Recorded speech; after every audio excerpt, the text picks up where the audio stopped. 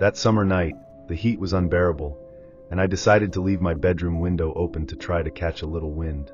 I live in a quiet area. I've never had problems with security, so I thought there wouldn't be any problem. The warm breeze that came in through the window in the early morning was a relief, and I ended up falling asleep quickly. Around 3 in the morning, I was awakened by a strange sound, something that looked like heavy breathing, coming from outside. At first, I thought I was dreaming, but the sound continued, constant and very clear. I felt a chill rise down my spine, and my heart began to beat faster.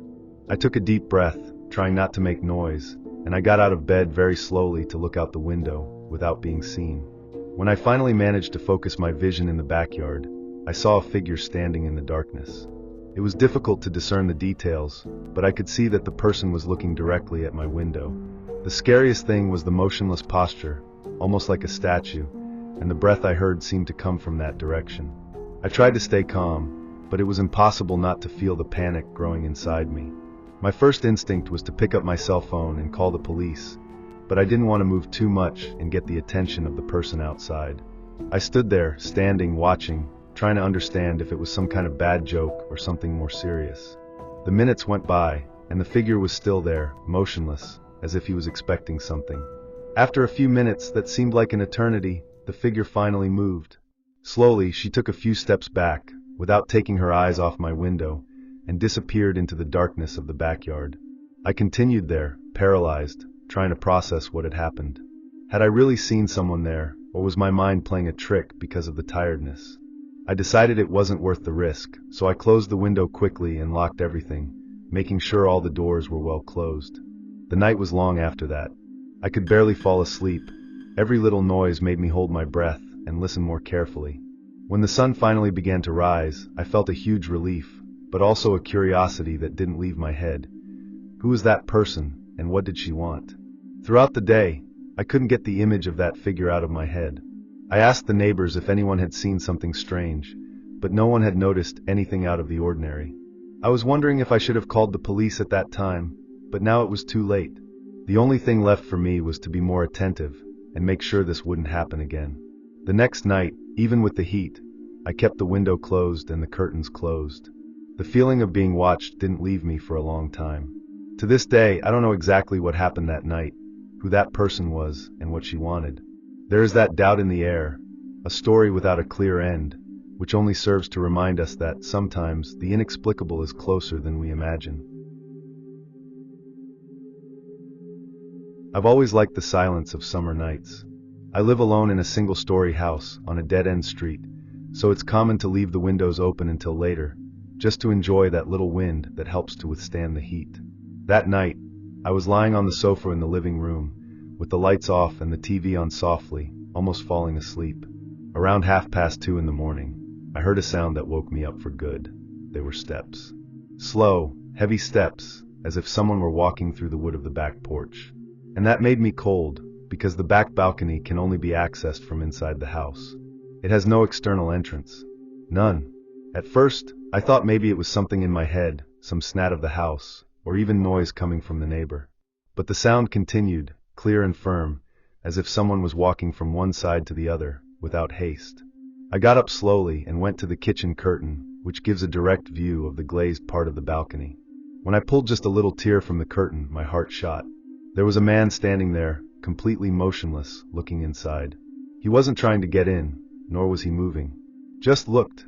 His face was slightly tilted, as if he was paying attention to something inside the house. I felt my body crash at the time. I didn't know that man, and the most terrifying, he couldn't be there. I stood there, hidden behind the curtain with my heart beating on my neck, trying to understand what was happening. The balcony is completely surrounded by glass and has only one access door, which is in the living room, and I was absolutely sure it was locked. I started to sweat cold, not knowing if I was calling the police right there, or if I was trying to walk around the front door, leave the house, and ask for help. But I couldn't move. The man didn't do anything. I just kept standing still, looking inside, and there was something very wrong with him. He didn't seem drugged nor lost. It seemed conscious. I knew exactly where I was and what I was doing there. I took a deep breath and tried to take a step back, but I hit my heel on the corner of the kitchen chair and made a dry noise. At the same time, the man shook his head, turning his face slightly, as if he had listened to me. He didn't advance, he didn't try to escape. He only adjusted his body like someone who changes position to see better. I ran back to the living room without looking out the window anymore and took my cell phone with my hand shaking. I called the police in a whisper, almost unable to speak. I explained that there was a man on my back balcony and that there was no way he could have entered outside. The attendant only asked me to stay safe and wait, but I already felt that it was not just a common invasion attempt. While waiting for the car, I locked myself in the bathroom in the hallway, where you couldn't see anything outside, but at least I felt more protected. I turned off all the lights in the house through the cell phone app and sat on the floor, trying to control my breathing. I don't know how much time passed, but it seemed that every minute lasted an eternity. The only thing that kept me alert was the fear of hearing that sound of footsteps again, but this time inside the house. I knew I had locked all the doors, but at that moment I no longer trusted even my own memories. Panic messes up our logic. When the police finally arrived, I heard the siren from afar and ran to unlock the front door. The police came in with a flashlight and a gun in their hands, and I could only point to the kitchen, without being able to form a proper sentence. They went straight there and turned on the lights. And then one of them turned to me and said there was no one on the balcony. I swear by everything I saw that man standing there. But now there was no sign of burglary, no footprints, or anything broken. The balcony was as I had left it at the end of the afternoon. But that didn't make any sense. He was there. I saw it. I stared at him for at least a couple of minutes. It wasn't a shadow, nor a reflection, nor imagination. It was someone. The police made a quick tour of the area around the house, but found no sign that anyone had entered or left. The backyard was dry, with no footprint marks, and the back fence intact. One of the policemen even asked if I hadn't confused it with someone outside the balcony, but I repeated the same thing. The balcony can only be accessed from the inside. They seemed polite, but suspicious. I think they thought I had had some kind of outbreak, or that I was exaggerating. When they left, they told me to keep everything locked and call again if I saw anything. I only managed to close the door and sit on the living room floor, trying to understand what had happened. The next morning, I got up early, still a little anesthetized. I slept badly, waking up several times with any click of the house. I decided to check the security cameras in the backyard, which faced the outside of the balcony. But that's when everything got even weirder. The early morning recordings simply didn't exist. The video cut around 2:20 a.m. and only came back at 3:10 a.m., exactly in the interval when everything happened. The cameras were working normally before and after that. There was no power outage, no system failure, nothing. And that gave me a horrible feeling, as if what I lived that night was not to be recorded. I spent the rest of the day trying to rationalize what had happened.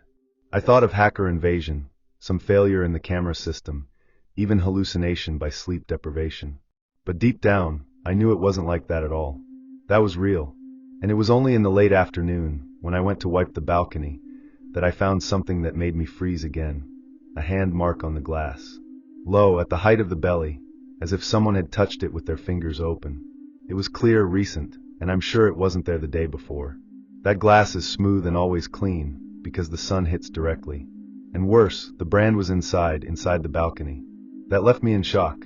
I stared at that mark for a while, as if it was going to answer me something.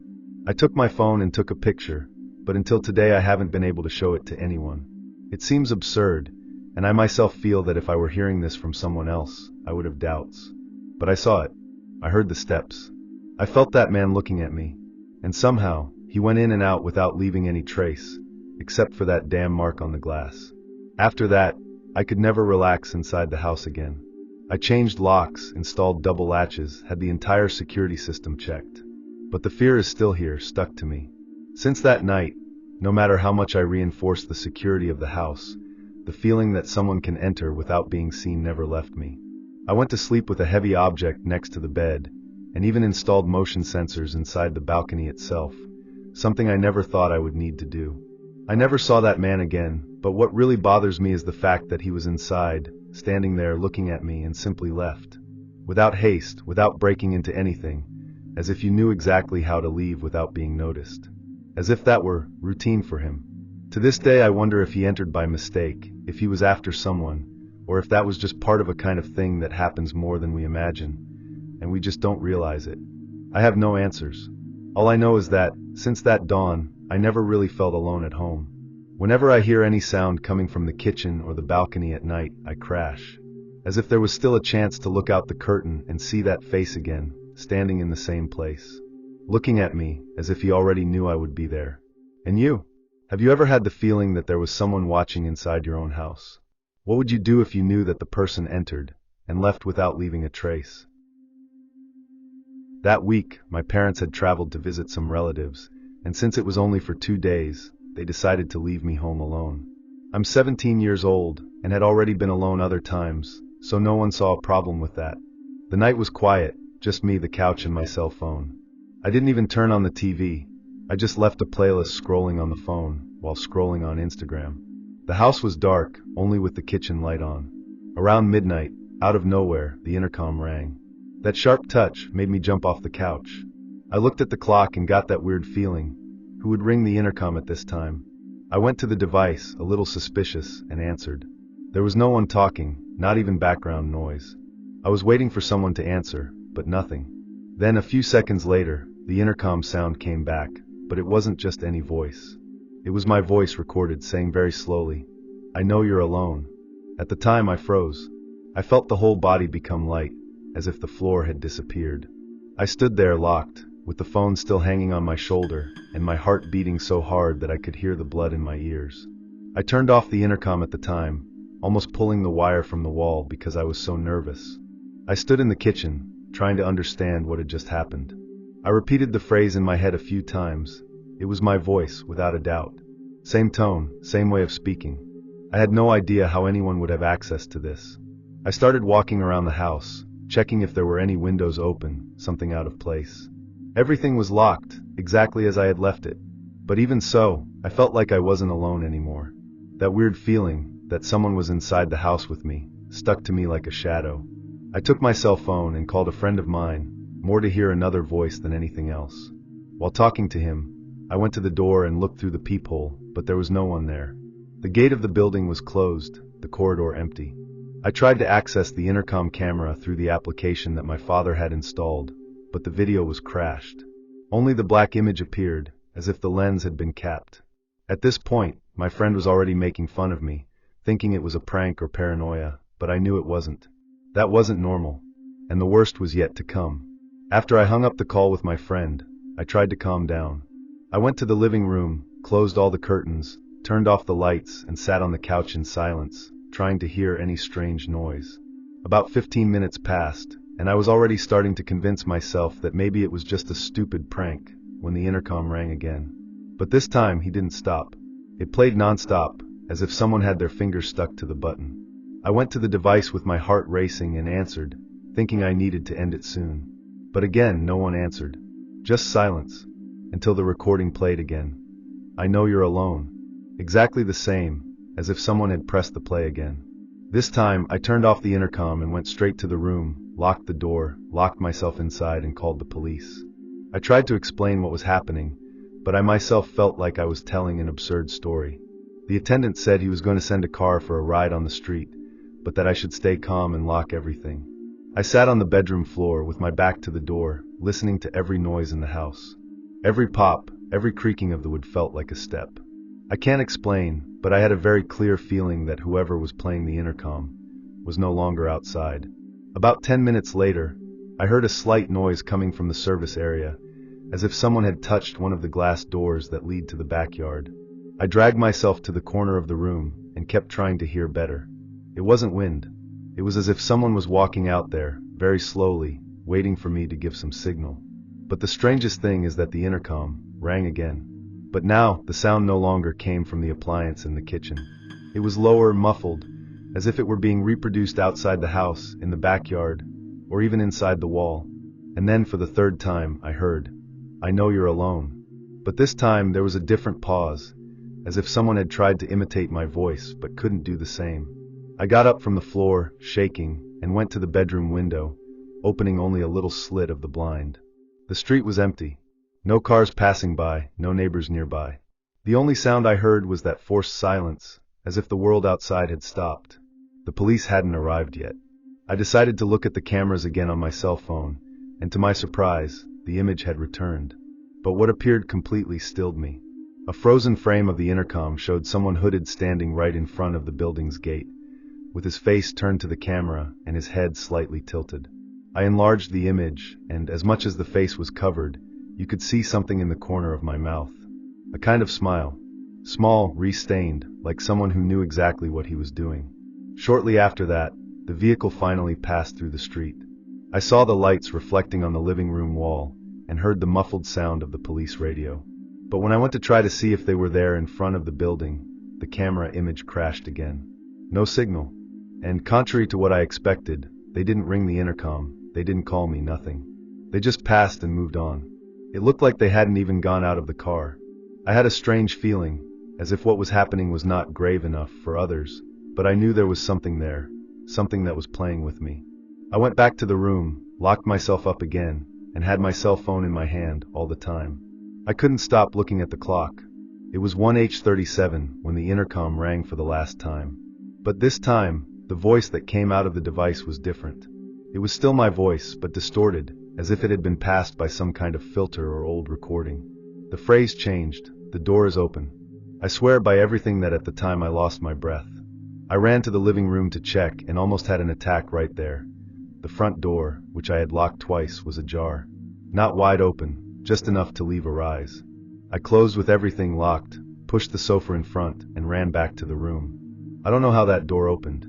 I didn't hear any noise, I didn't see anything, but there she was open. And that voice, it was mine, but it wasn't. After that, I didn't hear anything else. The intercom didn't ring again, and the cameras became normal, as if nothing had happened. The police came back only in the morning, after my parents arrived from the trip, and called the police station directly. I told everything, showed the prints, the camera recording, but they said they couldn't identify anyone in the video. What made me more anxious was that the recording of my voice that came out through the intercom no longer existed. Gone. Not even the history of the device showed that someone had touched it at that time. It was as if everything had been erased. As if someone had entered, studied me, recorded me, and simply left, leaving only the fear behind. To this day I keep thinking about how someone managed to do that. Record my voice. To know that I was alone.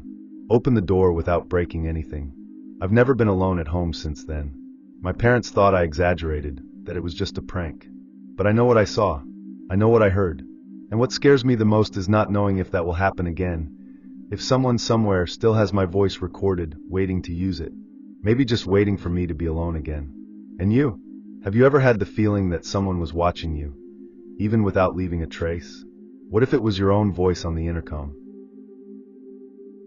It was one of those hot nights when the house doesn't seem to breathe.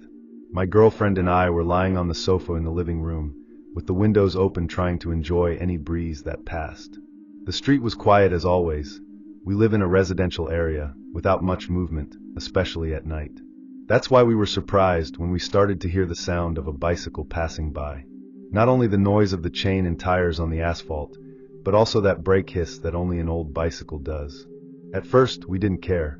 But half an hour later, you could still hear the sound, passing again. And again.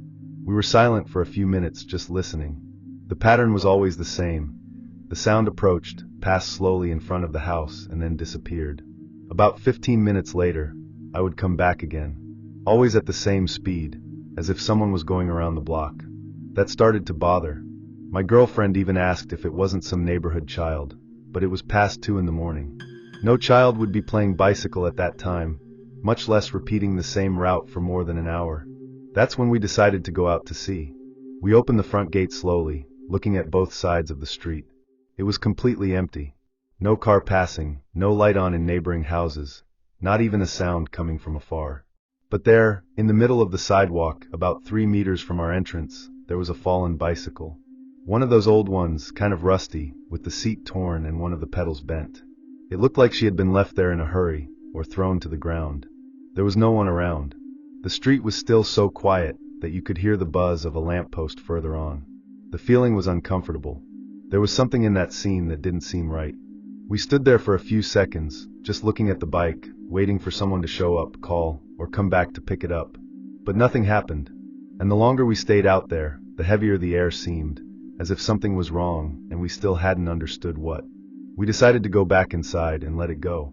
Maybe someone would have been scared, or been caught trying to steal something. We entered and locked the gate. And it was exactly when we closed the living room door that the doorbell rang. 3 times. I need it. As if whoever was there already knew that we were going back inside. We froze. I looked at my girlfriend, and she was white. We went to the front window very slowly, peeking through the curtain sling, but there was no one at the gate. Not even a shadow on the sidewalk. The bike was still fallen in the same place. The street was exactly the same as before, empty. But the doorbell had rung, we heard clearly. 3 dry touches, almost impatient. The strangest thing was that, the next moment, we heard the sound of the bicycle again. But this time it seemed more distant, more stuffy, as if he was going around the block again. I went back to the door, thinking of opening it and taking a quick look, but my girlfriend held my arm and said it was better not to. The weather was too strange. It didn't seem like just a coincidence. We were in total silence, just listening.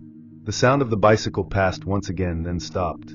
Everything was dumb. I went to the intercom to see if it had been any delivery, someone trying to call, but there was nothing registered. The doorbell had rung without any record. And at that moment, I felt that chill that slowly rises down the back of my neck, as if something was wrong inside the house too, not only outside. We went to check all the doors and windows, even though they knew they were locked. The feeling was that, at any moment, the doorbell would ring again, or something worse. But there was no more sound. The bike was still outside, motionless, as if it were part of some kind of trap. The most disturbing thing was to think that she had appeared there right after the repetitive sounds, as if the owner had never really existed, or he was still around, just waiting. We decided to leave the balcony light on, and went to the living room to try to distract ourselves, but it was impossible not to pay attention to every little noise. Around 3 in the morning, the sound of the bike finally came back. But this time it wasn't outside. He came, stuffy, as if he were passing on the other side of the house, near the side that leads to the back corridor. The problem is that this corridor is closed, with a locked gate. I got up slowly, tried to look through the slit in the laundry door, but I didn't see anything. The sound continued for about 20 seconds, then stopped again. And the silence that remained after that was the worst. That silence that seems to have weight, as if the air were different. We didn't say anything to each other, we just stood there, standing, waiting for something to happen. We wait for the dawn without sleeping. Sitting on the couch, with the light on, the TV turned on only by the background noise, but no one paying attention to anything. The bike was outside until shortly after 6 in the morning, when the sun was already starting to clear the sky. I went to the front window and to my surprise, she was no longer there.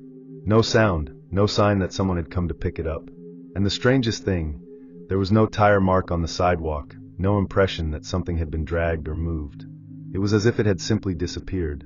My girlfriend suggested that we check the security cameras of the front building, which usually records part of the street, just to make sure we weren't going crazy. At the end of the afternoon, we managed to talk to the building's syndic, and he was super helpful. We sat with him at the door and pulled the images of the dawn.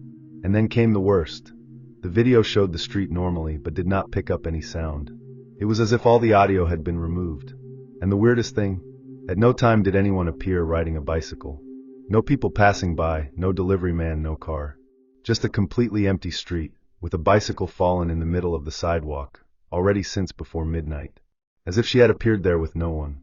When did the doorbell ring? No movement. When do we hear the sounds in the back? Everything stopped. But we were there. We lived that. After that, we spent days without being able to sleep properly. We installed a new camera on the front door, changed the intercom. We even thought about moving. We couldn't explain what happened, and worse, no one else believed much. It seemed like a silly story, but the feeling it left us was real. That kind of silence, that sequence of noises that only we heard, and the presence, because yes, we felt that there was someone there watching. We never saw the bike again, we never heard that sound again. But every time the doorbell rings at night, even today, we look at each other in silence, waiting. Because now, we know that some things come to your door for no reason, and they leave the same way. To this day, I don't know if it was a coincidence, a prank, or something much more sinister. But what gives me goosebumps so far is the exact time of the 3 rings on the doorbell. They didn't look like someone wanting to enter. They looked like someone who wanted us to know he was there, as a warning. And the worst of all is knowing that, if this happened to us, it can happen to anyone, on any street, on any hot night. And you, would you open the door if you saw a bicycle alone on your sidewalk? Or would you wait to see who is really ringing the bell? It was summer, and I had called some friends to sleep at home. My parents were traveling, so I took advantage of the day off and the house just for me. The night started quietly. We played video games, ordered pizza, laughed until we got tired. Around 2 a.m., everyone was already thrown around the room, each on a mattress, cell phone in hand, almost falling asleep. The living room window led straight to the backyard, and as it was hot, we left the curtain half open for air to circulate. I was still awake when I saw a beam of light passing through the glass, as if someone was lighting the backyard with a flashlight. At first, I thought it was something in my head, but seconds later, the light passed again, stronger, sweeping from left to right very slowly. I called one of my friends, who hadn't slept yet, and showed him. We watched in silence, thinking it was a neighbor in the backyard next door. But the problem was, the light was coming from inside our land, not from outside. And the backyard is all fenced, with a locked gate. There's no way someone can enter there without going inside the house or climbing the wall. We got up slowly, trying not to wake up the others, and went to the kitchen to peek through the glass door. The light was gone. We stood there, leaning against the kitchen wall, just waiting for the light to appear again. And it didn't take long. About 30 seconds later, another beam swept the backyard, now from top to bottom, as if someone was pointing directly from the direction of the little shed where my father keeps tools. The detail is that the shed is right in the back, and there is only one entrance, through the inner part of the backyard. My friend whispered that maybe it was some homeless person or someone trying to steal something, but the way the light moved, it was too methodical. It didn't look like someone looking for tools. It looked like someone looking for us. We ran to the room, took the cell phones and started checking the external cameras through the app. But for some reason, the back camera wasn't showing anything. Black screen. The front ones were working, but the one in the back, just where the beam appeared, had no signal. At that time, the other friends woke up, saw our movement, and started asking what was happening. We tried to explain low, without making a fuss, but the atmosphere in the room has changed. From relaxed pajama party to absolute tension in less than 5 minutes. One of my friends suggested that maybe it was just someone with a flashlight on the land next door, but I had already lived there long enough to know the difference. The backyard wall is high, and the light didn't come from above. She appeared directly on the floor, in the middle of the plants, as if someone was walking there, pointing the flashlight at the corners. We took a knife from the kitchen drawer, more out of impulse than out of real courage, and turned off all the lights in the house. We were just left with the TV light flashing, and we bent down behind the sofa. With each new movement outside, the tension increased. The light went back and forth, disappeared for a few seconds, then reappeared at another point. That's when the flashlight stopped. Literally. The beam stood still, firm, pointed directly at the glass door of the kitchen. We didn't even breathe. It was as if that light was waiting for a reaction, as if it knew we were there watching. No one could move. We stayed there, completely motionless, with our hearts racing. I held my cell phone and dialed 190, but before pressing to call, the light went out. Of nowhere. Total darkness in the backyard. And the worst, we didn't hear any sound. No steps, no movement of someone running or trying to get out. It just disappeared. The police arrived about 10 minutes later. When we told what had happened, they made that quick round through the backyard with flashlights and said that there was no sign of burglary, no footprints, or anything out of place. The back gate was still locked inside, and the shed too. One of the police even commented that it was probably just someone with a flashlight outside, and that, in the dark, the shadows could deceive us. But we knew what we had seen. The light was inside the ground, illuminating the same places we saw every day through the window. And that beam stopped at the door. No one invents that. After they left, no one wanted to sleep. We stayed awake until the sun rose, looking out the kitchen window from time to time, waiting for the light to come back. He never came back. When the day dawned, we went out together to the backyard to see if there was any sign, any footprint, crumpled grass, whatever. But the floor was dry and clean. Only the shed door was slightly open, and we were sure that it is always locked. Nothing was missing inside, but the key that usually hangs on a shelf disappeared. Since then, we have never met again. After that night, we never used the shed again. My father even changed the lock, but no one at home feels comfortable getting in there alone. We all clearly remember what we saw. The light didn't come from outside. She moved with intention, as if she were looking for someone.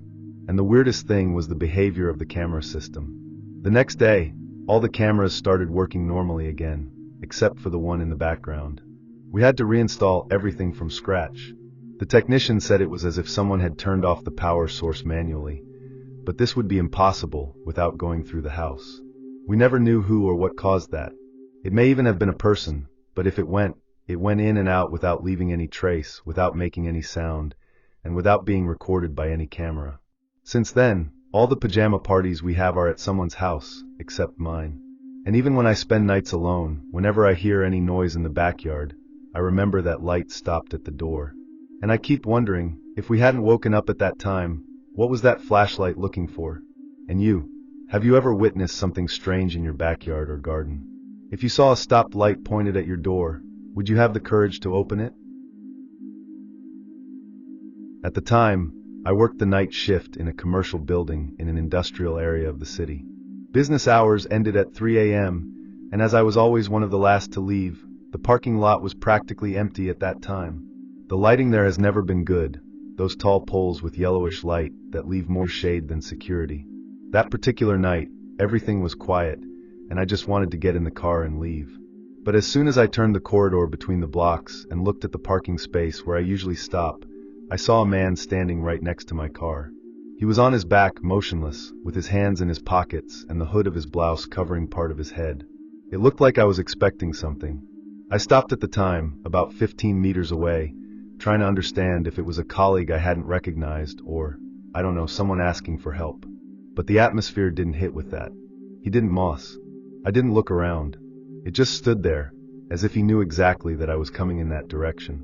I took a deep breath, pressed the control of the car key and followed slowly, still trying to act as if I hadn't been suspicious. When I reached about 5 meters away, he finally moved. But instead of saying something or asking for help, the guy just walked away. No running, no hurry. He only took a few wide steps back and disappeared behind a concrete pillar that divided the parking lot. I stood there for a few seconds, waiting for him to appear on the other side, but nothing. I looked around, and the place was completely empty. I thought it was weird, but I thought maybe he had left another way, or even gotten into a car that I hadn't noticed. I unlocked my car, threw the backpack in the passenger seat, and turned around to get in. That's when I saw him again. On the other side of the parking lot, about 20 meters ahead, stopped the same way, on his back, hood on his head, motionless. But for him to get there, he would have had to gone around the entire block of the building or crossed through the middle of the construction, which is impossible without a key or badge. That made me freeze. The way he was just there again, as if he had been cut by a shortcut that doesn't exist. The parking lot was all open, you could see the accesses clearly. He hadn't been through any of them, but it was there, waiting for me again. I quickly returned to the car and locked the doors as soon as I entered. I turned on the engine with my trembling hand and tried to stay calm while looking through the mirrors. The man was still there, in the same place, as if he knew I was watching. Then slowly he turned his body to the side. Not completely, just enough for me to see half of my face, but what I saw made me hold my breath.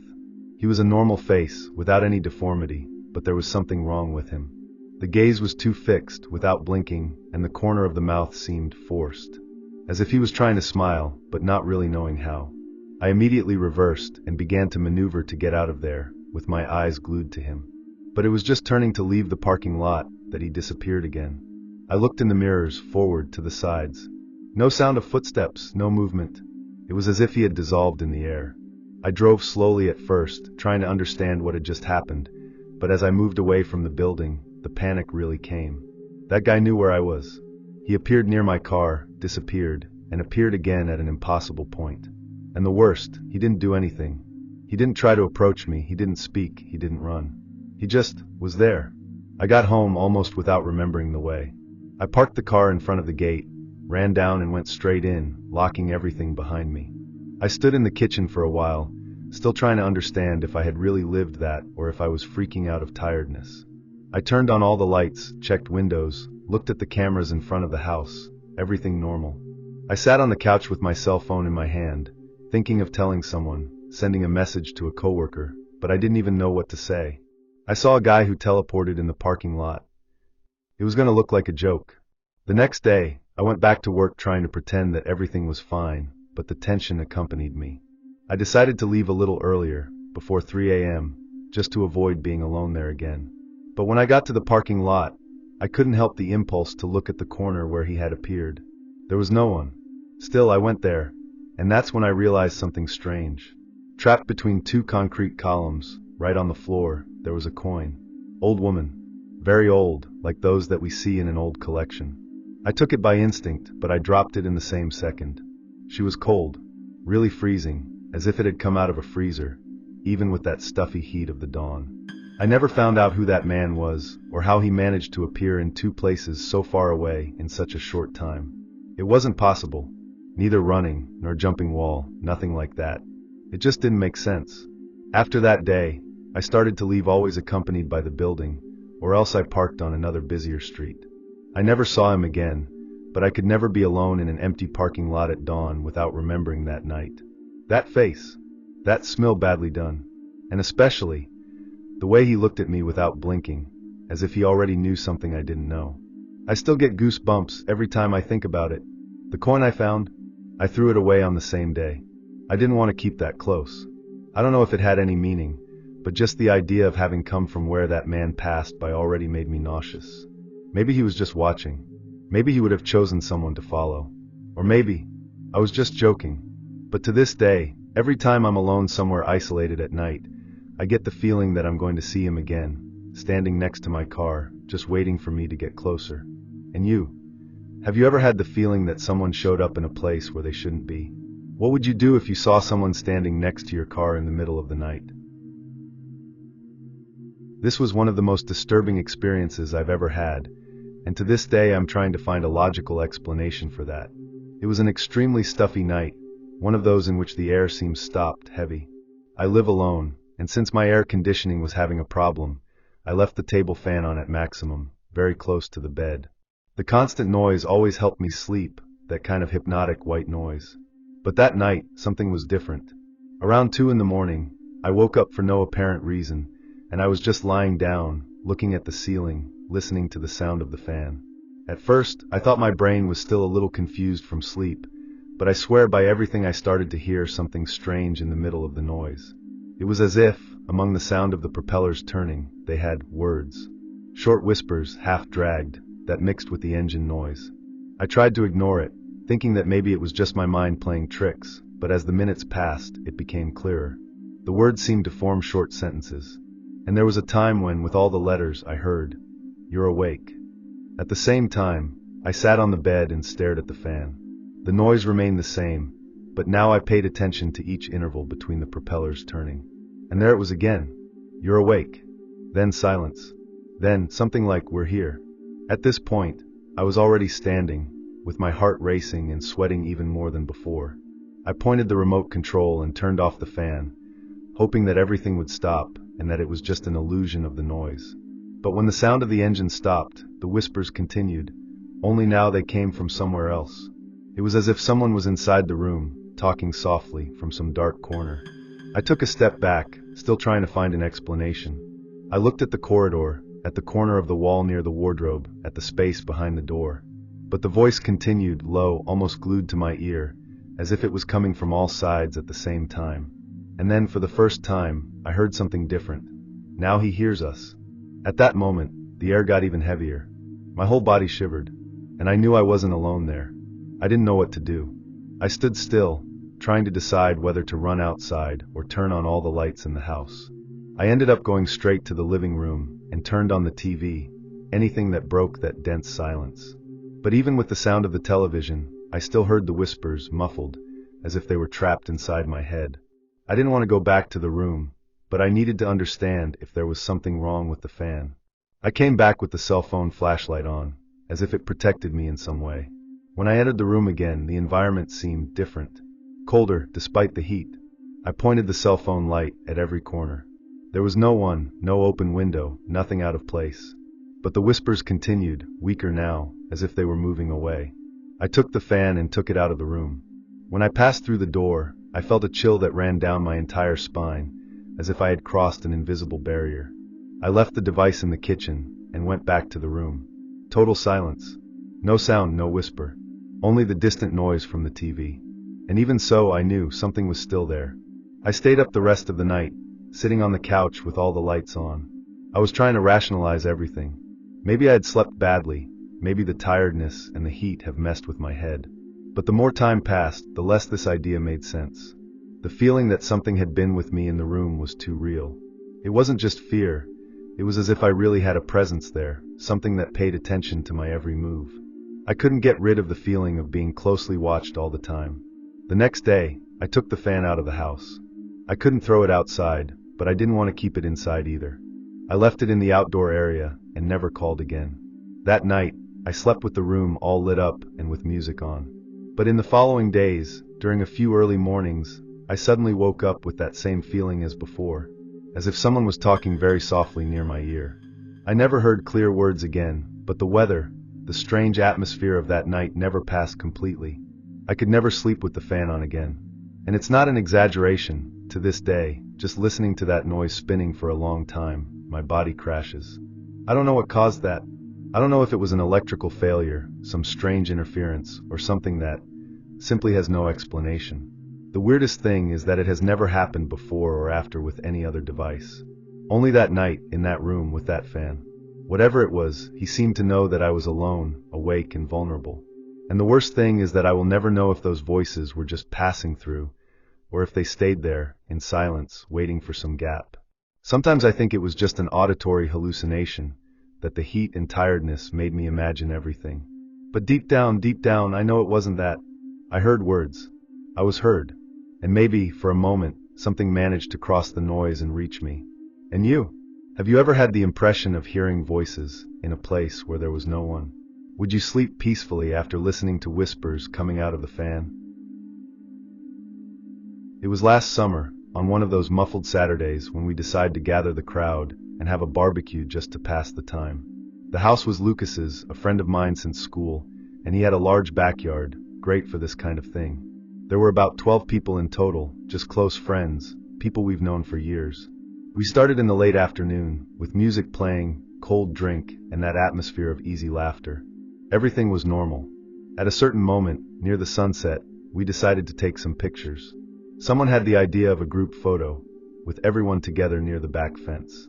It was one of those quick photos, everyone getting together, posing, one or the other shouting, "Wait there, let me fix my glass."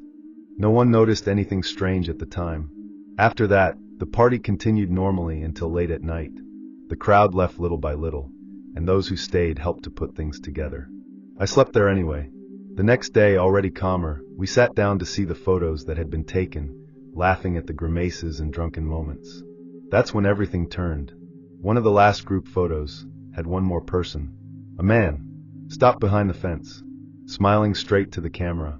At first, everyone thought it was a joke, a filter, a montage, or someone who had passed on the street and appeared unintentionally. But the more we looked at the photo, the stranger it seemed. The guy wasn't passing by. He was standing still with both arms back, as if he was leaning on the fence, staring at the lens with a discreet smile. The image quality was good enough to see that he was wearing a gray t-shirt and dark pants, with his face partially shaded. But no one remembered seeing anyone there at that time. And the fence led straight to a vacant lot, with no way out. Then the atmosphere of tension began. Everyone began to ask each other, "Did you see this guy? Did he come in later? Is he related to someone?" And the answer was always the same. No one recognized the man. Neither does Lucas, who has lived there for years and knows everyone in the neighborhood. We even tried to increase the brightness of the photo, zoom in, and it got clearer and clearer that he was looking at us. It didn't seem like a mistake. It didn't seem like something accidental. It was as if he knew he was going to appear in the image. We decided to take a look at the other photos of that same moment, hoping to find some explanation. They had about 3 or 4 images taken seconds apart. At first, he wasn't. On Monday, he already appeared completely, leaning against the fence. In the third, it was still there. On Wednesday, disappeared. No one saw him arrive, no one saw him leave.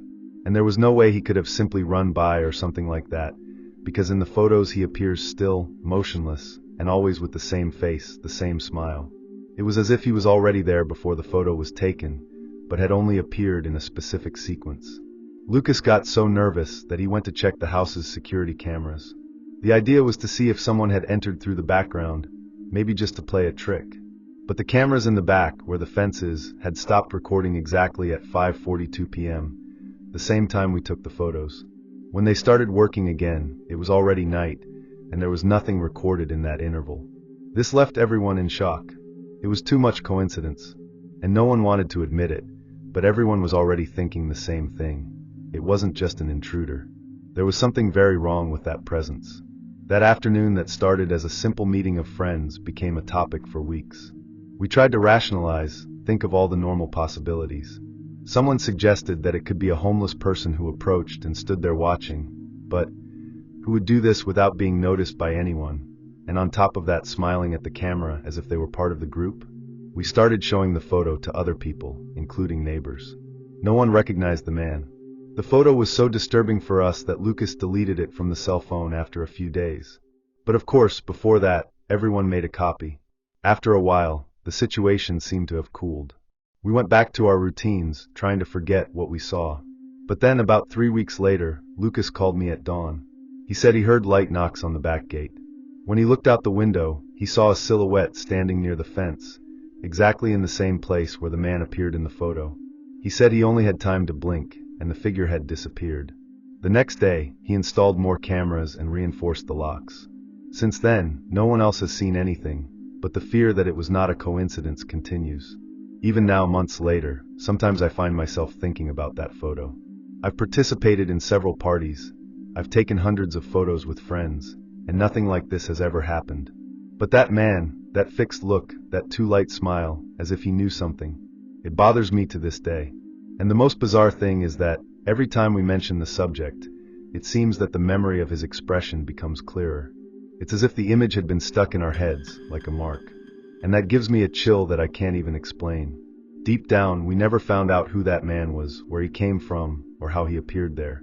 We only know that he was there, without being noticed, without being invited, but registered. After that, we are much more attentive to those who enter and leave, even in open places. Because if someone can be present without anyone noticing, who guarantees that it can't happen again? I still have the photo on my phone. But honestly, I'm afraid to open it again and see something more in her that wasn't before. And you? Have you ever met someone strange in a photo you took with friends? Would you keep an image like this on your cell phone?